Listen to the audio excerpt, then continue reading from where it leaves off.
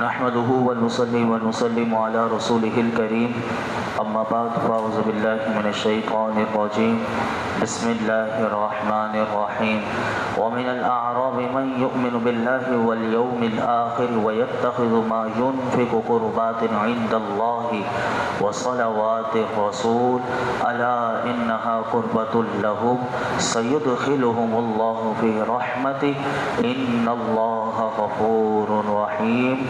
اور کچھ گاؤں والے وہ ہیں کہ جو اللہ اور قیامت پر ایمان رکھتے ہیں اور جو کچھ خرچ کرتے ہیں اسے اللہ کے ہاں نزدیکیوں اور رسول کی دعاؤں کا ذریعہ سمجھتے ہیں۔ سن لو، بے شک وہ ان کے لیے اللہ کے قرب کا ذریعہ ہیں، ان قریب اللہ انہیں اپنی رحمت میں داخل فرمائے گا، بے شک اللہ بخشنے والا مہربان ہے۔ اس سے پہلے آیت جو کل ہم نے سماعت کی تھی اس میں کچھ دیہاتی وہ تھے کہ جو اللہ کی راہ میں خرچ کرنے کو تاوان سمجھتے تھے۔ اس آیت میں اللہ نے ان دیہاتیوں کا ذکر کیا کہ جو نیک بھی ہیں، صالح مومن بھی ہیں اور راہ خدا میں جہاد کرنے والے ہیں، اور وہ اللہ کی راہ میں خرچ کرنے کو ایک غنیمت تصور کرتے ہیں۔ ان کے لیے فرمایا گیا کہ وہ خرچ کرتے وقت ان کا تصور یہ ہوتا ہے کہ ہم جو اللہ کی راہ میں دیں گے تو یہ اللہ کے ہاں ہمیں قرب کی منازل کو طے کرنے میں بہت آسانی ہوگی اور ہمیں اللہ کا قرب نصیب ہوگا، اور رسول اللہ کو دیں گے کیونکہ اللہ کی راہ میں دینے کے لیے جب ہم رسول اللہ کی بارگاہ میں وہ پیش کریں گے تو میرے آقا اپنی دعاؤں سے نوازیں گے۔ اور اس کا شان نزول بھی یہی ہے کہ جب رسول اللہ کی بارگاہ میں وہ لوگ صدقہ پیش کرتے تو میرے آقا ان کے لیے خیر و برکت کی اور مغفرت کی دعائیں فرمایا کرتے تھے۔ تو یہاں سے اس آیت میں جن دیہاتیوں کا ذکر ہوا، امام مجاہد رحمۃ اللہ علیہ فرماتے ہیں یہ لوگ قبیلہ مزینہ میں سے بنی مقرن ہیں، اور کلبی نے کہا کہ وہ اسلم و غفار اور جوہینہ کے قبیلے ہیں۔ اور اس کو اور اس آیت کا اگر ہم پس منظر دیکھیں تو بخاری شریف میں اور مسلم شریف میں ایک حدیث پاک آتی ہے اسی آیت کے ضمن میں کہ حضرت ابو ہریرہ رضی اللہ تعالیٰ عنہ سے روایت ہے کہ اللہ کے محبوب علیہ الصلوۃ والسلام نے ارشاد فرمایا، قریش، انصار، جوہینہ، مزینہ، اسلم، غفار اور اشجع کے لوگ ہمارے دوست ہیں اور ان کا مولا اللہ اور رسول کے سوا کوئی نہیں۔ کیا انداز ہے میرے آقا کا، حضور انہیں دوست بھی فرما رہے ہیں اور فرمایا کہ وہ اپنا مددگار کسے سمجھتے ہیں، تو فرمایا کہ وہ اللہ اور اس کے رسول کے سوا ان کا کوئی مولا نہیں۔ تو علماء کہتے ہیں کہ وَمَن يُؤْمِنُ بِاللَّهِ وَالْيَوْمِ الْآخِرِ سے دو مسئلے معلوم ہوئے۔ نمبر ایک کہ اللہ کو اور قیامت کو ماننے والا وہی ہے کہ جو حضور پر ایمان لائے، کیونکہ دوسرے دیہاتی بھی تھے وہ اللہ کو بھی مانتے تھے، قیامت کو مانتے تھے، لیکن حضور کو نہیں مانتے تھے۔ اگر حضور کو نہ مانا جائے، حضور پر ایمان نہ لایا جائے تو اس کا اللہ پر، قیامت پر ایمان لانا مقبول نہیں۔ دوسری بات یاد رکھیے گا کہ تمام اعمال صالحہ پر ایمان مقدم ہے، یعنی ایمان کی دولت ہے تو اعمال صالحہ مقبول ہیں، ایمان کی دولت نہیں اور پھر کوئی بھی بندہ کتنے بھی اعمال صالحہ کرتا رہے تو پھر اس کو وہ ثواب اور کچھ بھی نہیں مل سکتا۔ تو یہاں سے علماء نے کہا یاد رکھنا چاہیے کہ اللہ اور قیامت پر ایمان میں تمام ایمانیات داخل ہیں، قیامت، جنت، دوزخ، حشر، نشر، یہ سب ایمان کے اندر داخل ہیں۔ وصلوات الرسول اس آیت میں آیا۔ علامہ امام احمد ساوی رحمۃ اللہ علیہ تفسیر ساوی میں اس آیت کے ضمن میں فرماتے ہیں رسول کی دعاؤں کا وہ ذریعہ سمجھتے ہیں، یعنی وہ دیہاتی۔ تو یہاں سے وہ فرماتے ہیں کہ نبی اکرم صلی اللہ علیہ وسلم ہر نعمت میں سب سے بڑا واسطہ ہے، تو اللہ تعالیٰ کے لیے جو بھی عمل کیا جائے تو اس میں ان کا لحاظ رکھنا بھی، یعنی حضور کا لحاظ رکھنا ضروری ہے۔ لہٰذا اگر کوئی سمجھنا چاہے تو آپ فرماتے ہیں کہ قرآن کی اللہ نے اس آیت میں کیا فرمایا کہ اللہ نے فرمایا کہ نبی کے وسیلے سے اللہ نے اپنی فرما برداری کا حکم دیا۔ تیسرے پارے میں آتا ہے قُلْ إِن كُنتُمْ تُحِبُّونَ اللَّهَ فَاتَّبِعُونِي يُحْبِبْكُمُ اللَّهُ، اے حبیب آپ فرما دیجئے لوگوں اگر تم چاہتے ہو کہ تم سے اللہ محبت کرے تو پہلے میری پیروی کرو. جب میری پیروی کرو گے، میری اتباع کرو گے تو پھر اللہ تم سے محبت فرمائے گا. ڈائریکٹ اگر اللہ سے محبت کرو گے اور میری پیروی چھوڑ دو گے تو تمہیں اللہ تم سے محبت نہیں فرمائے گا. تو علامہ ساوی فرماتے ہیں کہ جو یہ گمان رکھے کہ وہ اپنے اللہ کے درمیان نبی اکرم صلی اللہ علیہ وسلم کو واسطہ اور وسیلہ بنائے بغیر وہ یہ سمجھے کہ میں اللہ کی رضا حاصل کر لوں گا، تو فرماتے ہیں یہ اس کی خام خیالی اور بیکار کی کوشش ہے. کیونکہ حضور کو واسطہ ہٹا کر، حضور کا وسیلہ ہٹا کر کوئی اللہ کو راضی کرنا چاہے گا تو وہ اللہ کی رضا نہیں پا سکتا.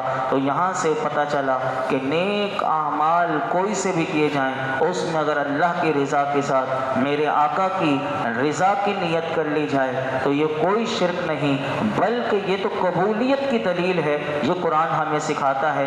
اور یہ بھی پتہ چلا کہ حضور کی دعائیں مبارک ساری کائنات سے یہ منفرد اور جداگانہ چیز ہے. کیونکہ اس آیت میں اللہ نے ان خرچ کرنے والوں کا ذکر کیا کہ وہ اللہ کا قرب بھی چاہتے ہیں، رسول اللہ کی دعا بھی چاہتے ہیں. تو پتہ چلا تو حضور کی دعا کا حصول ایک مقصد کے طور پر بیان کیا گیا. اور حضور کی رضا کون نہیں چاہے گا؟ آپ صحابہ کرام کی سیرت کو اٹھا کر دیکھیے، آپ صحابہ کے عمل کو دیکھیے تو آپ کو ملے گا کہ میرے آقا کی رضا اور میرے آقا کی خوشی کے لیے خاص طور پر صحابہ کوشش کیا کرتے تھے. صحابہ کرام حضور کی بارگاہ میں نذرانہ یا کوئی تحفہ دیتے تھے تو اس دن پیش کیا کرتے تھے کہ جب میرے آقا ہماری ماں ام المؤمنین سیدہ عائشہ صدیقہ طیبہ طاہرہ رضی اللہ تعالیٰ عنہ کے ہاں تشریف فرما ہوتے تھے. کیونکہ صحابہ جانتے تھے کہ حضور کو حضرت عائشہ سے سب سے زیادہ پیار ہے، سب سے زیادہ محبت ہے. اسی لیے حضور کی خوشی کے لیے بعد میں خلفاء راشدین کی سیرت کو پڑھیے تو آپ کو پتہ چلے گا کہ انہوں نے ازواج مطہرات کے وظائف مقرر کیے. کیوں کیے؟ کیونکہ اللہ کے محبوب راضی ہو جائیں، کیونکہ وہ ہماری ماں بھی ہیں اور ان کے وظائف سے حضور کی رضا حاصل ہوگی. تو یہ سب کچھ ہمیں پتہ چلتا ہے. تو یہاں سے یہ بھی پتہ چلا.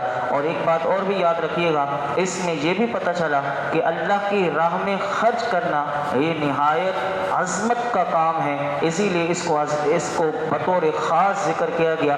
ہر نیک عمل اللہ کے قرب کا ذریعہ ہے، لیکن خاص طور پر جب مال جاتا ہے تو یہ سب سے زیادہ بندے کو تکلیف ہوتی ہے. اور جب مال جائے گا تو پھر اللہ کا قرب بھی اسے ملے گا. اور اس کے لیے بے شمار احادیث مبارکہ ہیں.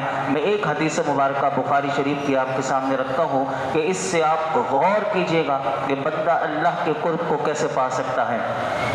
حضرت ابو ہریرہ رضی اللہ تعالیٰ عنہ سے روایت ہے کہ اللہ کے محبوب علیہ الصلوۃ والسلام نے ارشاد فرمایا کہ اللہ ارشاد فرماتا ہے میں اپنے بندے کے گمان کے ساتھ رہتا ہوں، پس اگر وہ مجھے اپنے دل میں یاد کرے تو میں بھی اسے اکیلے ہی یاد کرتا ہوں، اور اگر وہ مجھے کسی گروہ میں یاد کرتا ہے تو میں اس سے بہتر گروہ میں اسے یاد کرتا ہوں.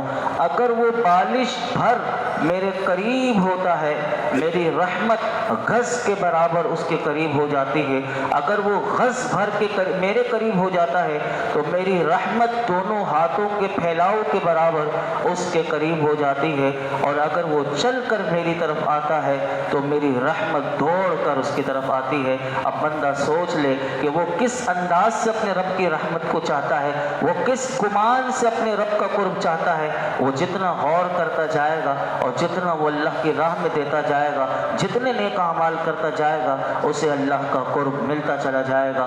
آگے ارشاد فرمایا والسابقون الاولون من المہاجرین والانصار والذین اتبعوهم باحسان رضی اللہ عنہم ورضوا عنہ واعد لهم جنات تجری تحتها الانہار خالدین فیہا ابدا ذلک الفوز العظیم.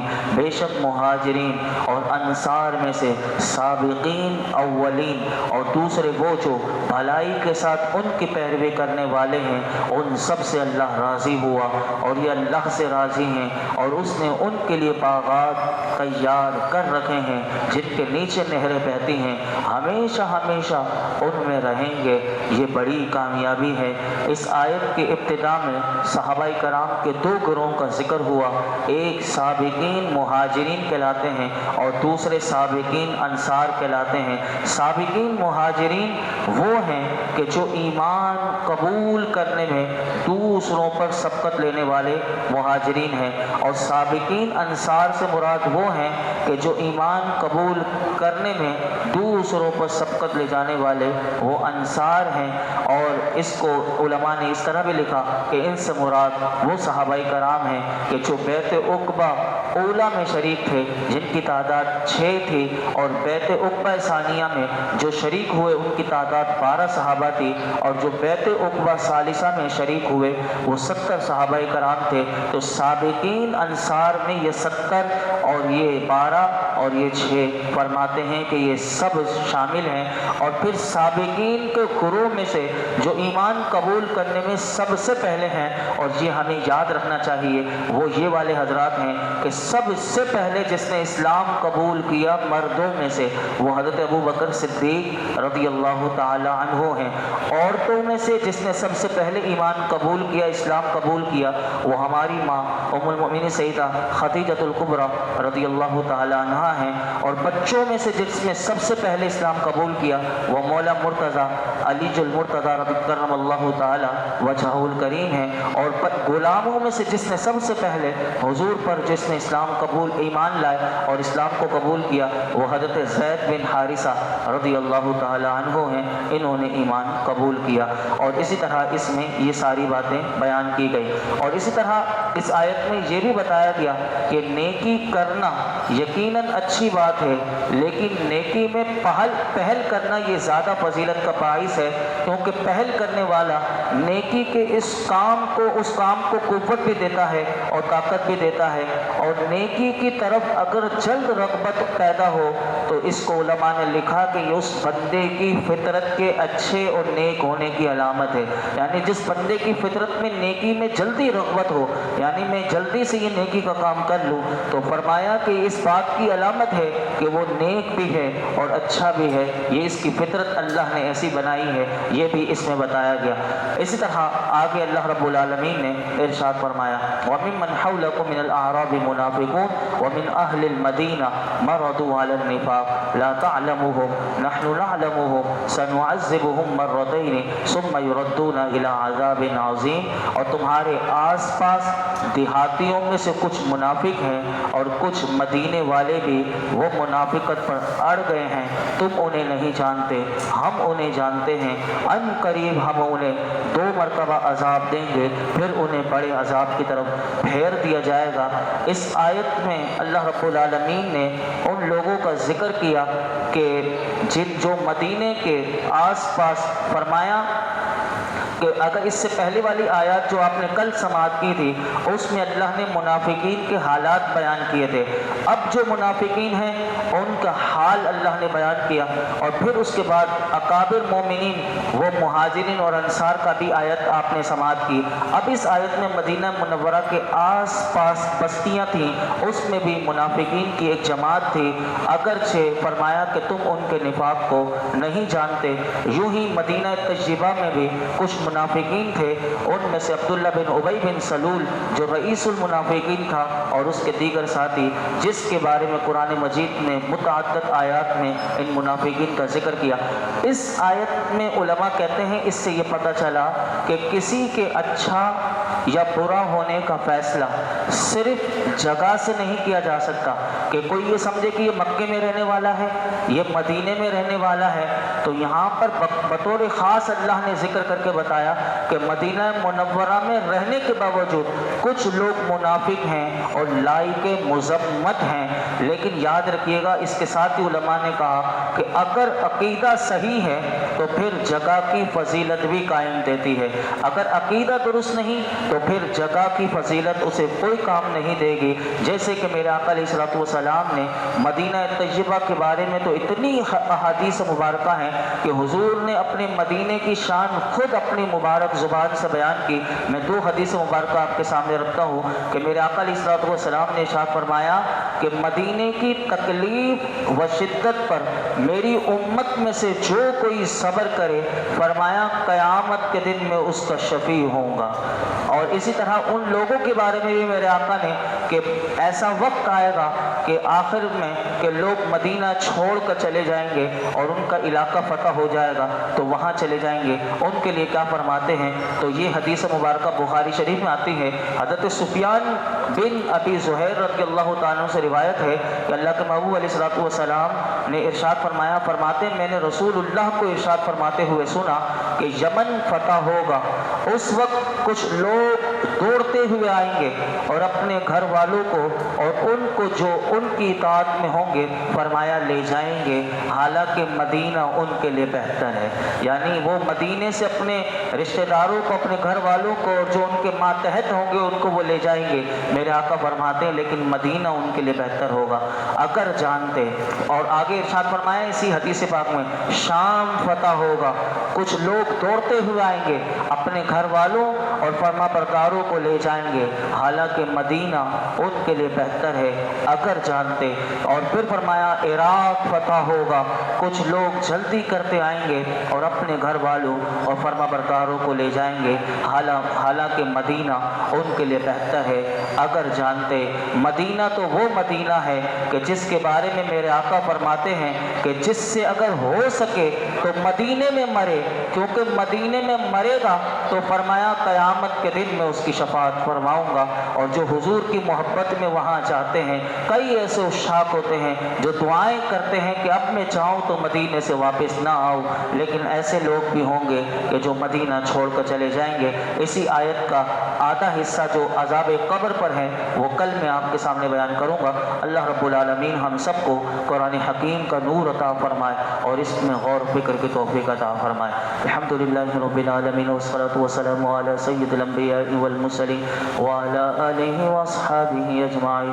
یا اللہ پاک جو کچھ ہم نے سنایا اپنی بارگاہ میں قبول فرما، ہمیں اخلاص کی دولت عطا فرما، سنانے میں کوئی غلطی کوتاہی ہو معاف فرما، نماز عشاء ادا کرنا اپنی بارگاہ میں قبول فرما۔